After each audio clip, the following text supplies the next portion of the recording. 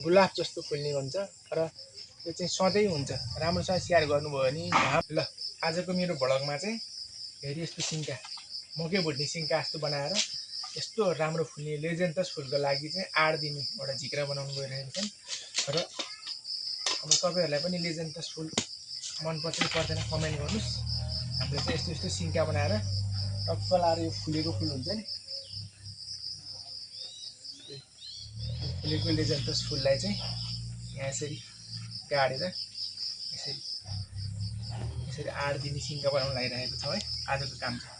अब यो फुलको कुरा गर्नुहुन्छ भने यो त गर्मीको गुलाफ भनिन्छ। गुलाफ भन्दा पनि राम्रो हुन्छ।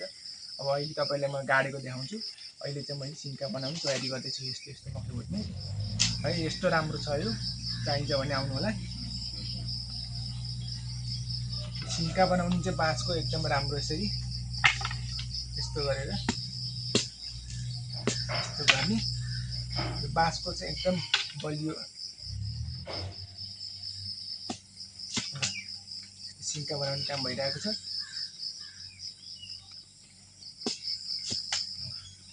अब तपाईँले मैले सिन्का पुरै काटिसक्छु है।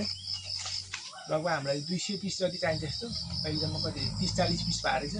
अब यो सबै काटिसकेपछि गाड्ने बेलामा चाहिँ म तपाईँलाई देखाउँछु आजको। अब सिन्का बनाइसक्यौँ हामीले। यो चाहिँ लेजेन्थस फ्लावर हो। यो चाहिँ एकदमै गर्मीको गुलाफ पनि भनिन्छ।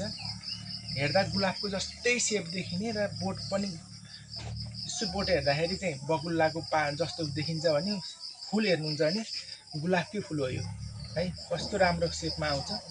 फुलिसकेको फुल त गुलाफ नै हुन्छ ल। यो नि त कस्तो राम्रो सेपमा के। यसलाई चाहिँ लेजेन्थस भन्छ तर गर्मीको गुलाफ पनि भनिन्छ। हेर्दा गुलाफ नै हो यो। बोट चाहिँ बकुल्लाको जस्तो देखिन्छ होइन। अब यसलाई चाहिँ हामीले यस्तो झिक्रा दिने काम भइरहेको छ। जति अल्को भयो त्यति नै यसको लड्ने सम्भावना हुन्छ। त्यही भएर यसलाई चाहिँ हामीले यसलाई यस्तो गाडेर अब यसलाई बानेर अनि तपाईँहरूले लैजानु होला। यस्तो गरेर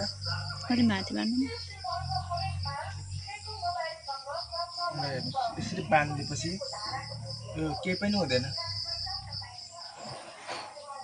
अझै लामो लामोलाई चाहिँ 2 ठाउँमा बान्नुपर्छ। यसरी छोटो छ भने 1 ठाउँमा बाँध्नु हुन्छ।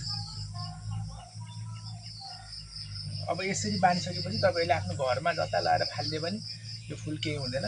फुलको कुरा गर्नुहुन्छ नि एकदमै राम्रो यो लेजेन्थस फ्लावर। अब यो है यस्तो राखेपछि बानेपछि अब सेप पनि भयो। यस्तो राम्रो पनि छ र यो चाहिँ एकदमै एकचोटि लगाएपछि वर्षौँसम्म ढुक्क बोट मर्दैन। यस्तो फुल्न सुरु गरेको लेजेन्थस फ्लावर है। अब चाहिन्छ भने चाहिँ हाम्रो पालुन्डा नर्सरीमा झ्याप्पै आइहाल्यो लिनलाई। यहाँ एकदमै सेल चलिरहेको छ अहिले त ल। अब स्याहार गरेको खण्डमा यो फुल चाहिँ एकदमै राम्रो एकदमै स्पेसल गुलाब जस्तो फुल्ने हुन्छ र यो चाहिँ सधैँ हुन्छ।